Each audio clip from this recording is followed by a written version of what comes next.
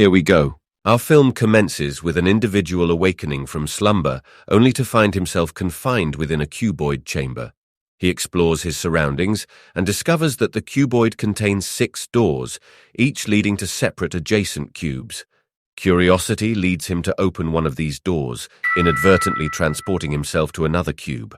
Alas, he realizes that this cube holds a treacherous trap, a network of iron mesh that inflicts harm upon him, severing him into minuscule fragments. Simultaneously, Quentin awakens, annotates, and cautiously navigates between the cubes. In one of them, he encounters an unconscious figure identified as David from the label on his attire. Quentin endeavors to assist David, but a hidden woman observes them, prompting him to hide. Subsequently, he subdues her and learns she is a doctor named Helen. A sudden cry leads them to discover another cube's location. Inside, they find a terrified teenage girl named Elvin. As they grapple with the mystery of their predicament, a 5th person, Psalm, enters and inquires about Quentin's cautious navigation between the cubes. Quentin reveals his discovery of traps in specific cubes, which terrifies Elvin further.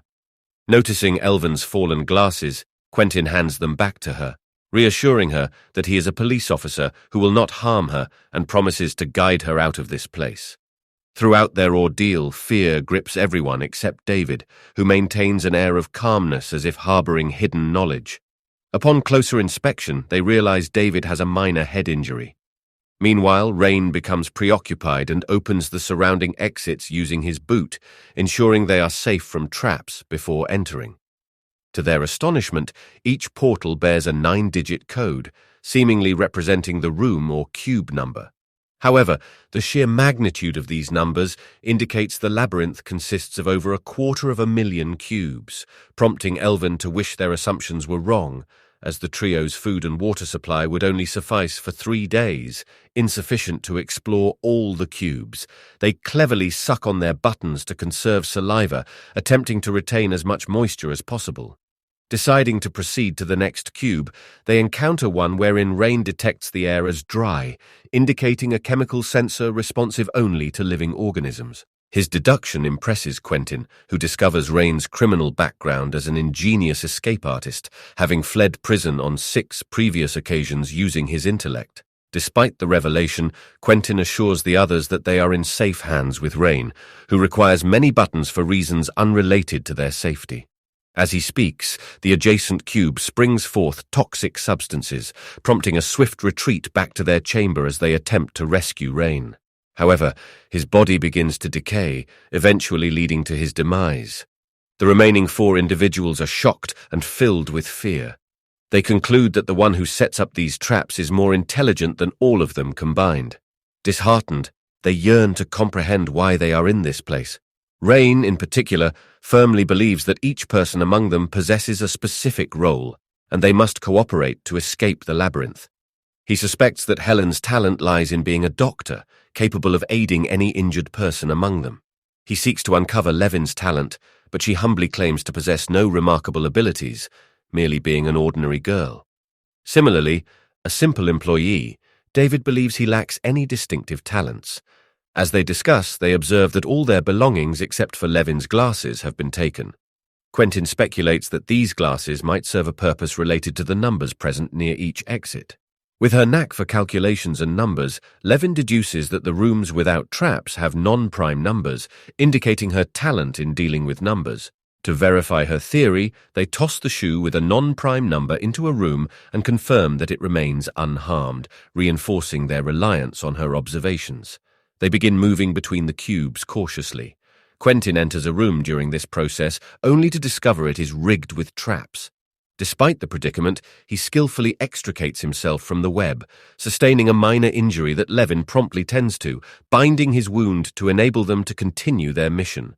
As they progress, they notice David's refusal to cooperate and grow suspicious of him. However, they find themselves in a room with a specific number that Count realizes might be crucial in understanding the predicament. He requests Levin to focus on the numbers, hoping she might uncover some insight. Levin eventually realizes that rooms with prime numbers do not contain traps, indicating her talent for mathematics and numbers. With this newfound understanding, they test David's trustworthiness by assigning him to enter the adjacent room. They become confident that David knows something important and is potentially involved.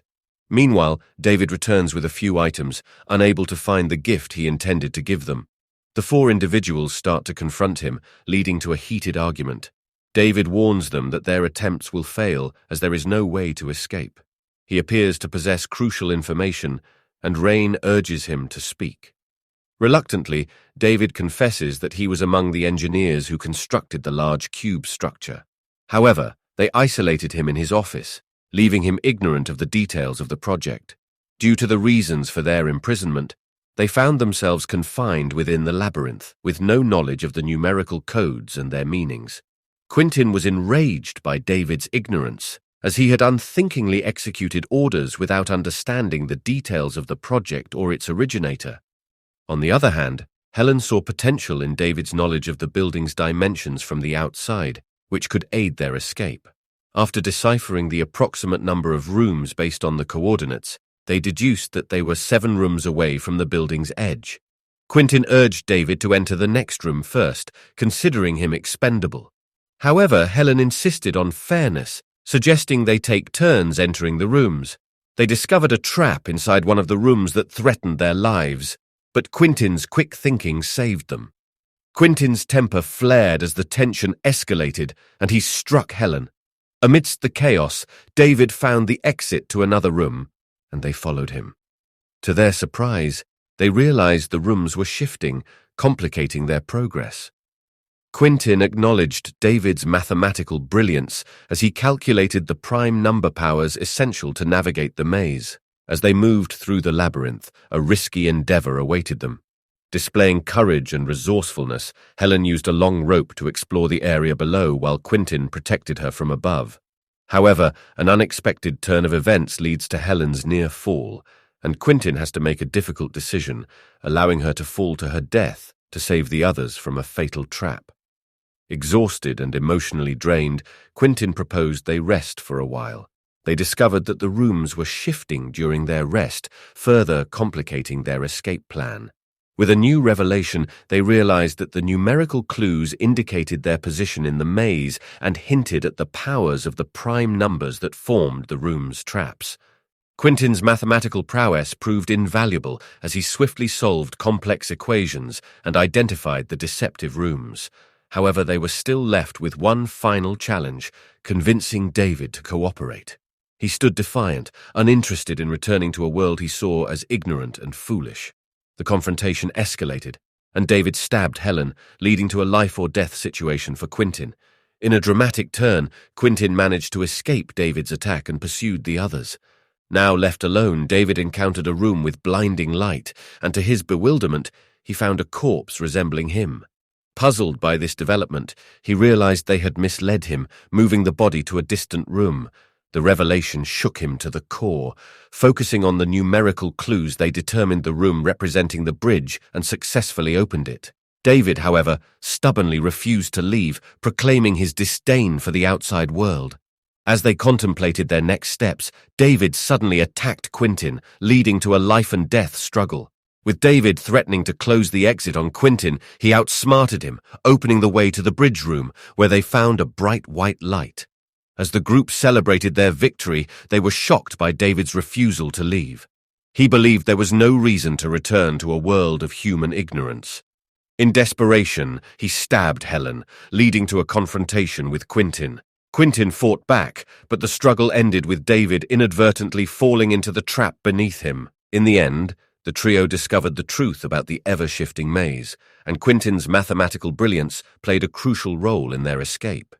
Their resilience, camaraderie, and Quentin's intellectual prowess allowed them to overcome the labyrinth's challenges and eventually find their way out, forever leaving behind the maze's deadly secrets.